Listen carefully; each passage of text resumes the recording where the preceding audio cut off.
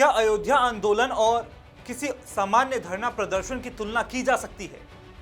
यही सवाल इस समय उठ खड़ा हुआ है जब केंद्रीय मंत्री जितेंद्र सिंह के बयान पर समाजवादी पार्टी ने तीखी प्रतिक्रिया दी है। समाजवादी पार्टी के वरिष्ठ नेता रामगोपाल यादव ने बीजेपी पर हमला बोलते हुए मुलायम सिंह यादव के दौर की कार्रवाई का बचाव किया।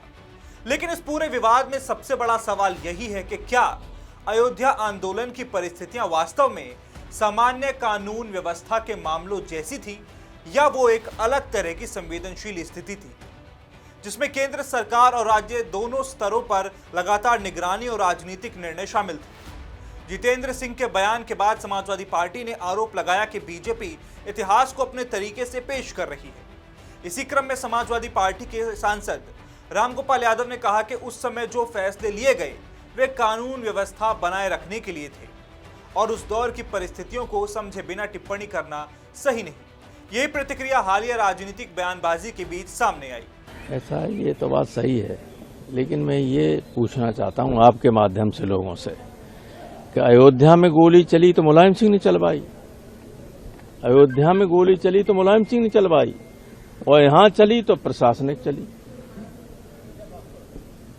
आप देखिए दोहरा मापदंड। हालांकि अयोध्या आंदोलन का इतिहास बताता है कि यह केवल किसी स्थानीय धरने प्रदर्शन का मामला नहीं था।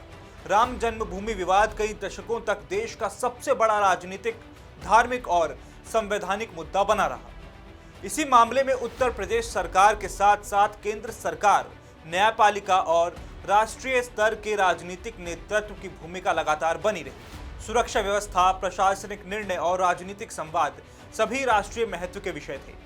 1990 में कार सेवकों पर पुलिस फायरिंग का फैसला तत्कालीन उत्तर प्रदेश सरकार के कार्यकाल में हुआ था। इस घटना पर सालों से राजनीतिक बहस हो रही है। एक पक्ष से कानून व्यवस्था बनाए रखने की कार्रवाई बताता है, जबकि दूसरा पक्ष इसे धार्मिक आस्था से जुड़े लोगों पर अत्यधिक बल प्रयोग मानता रहा।